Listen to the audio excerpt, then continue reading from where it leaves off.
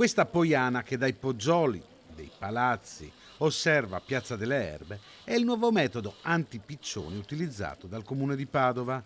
È una sperimentazione in atto già da un paio di mesi per allontanare dalle piazze i fastidiosi volatili.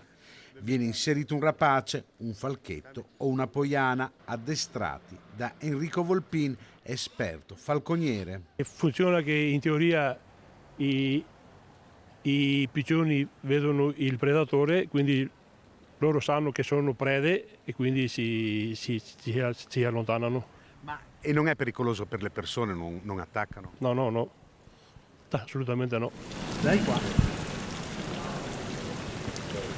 Un metodo non cruento per allontanare i piccioni dopo le numerose proteste dei residenti per il guano che producono. Grazie alla presenza del falco, cosa che si usa anche ad esempio negli aeroporti, tendenzialmente la popolazione colombaccia diminuisce perché percependo la presenza di un predatore si disloca in altre zone della città, e questo rende anche per una questione di igiene pubblica, diminuendo la presenza di piccioni, ne guadagniamo anche da un punto di vista appunto di igiene pubblica.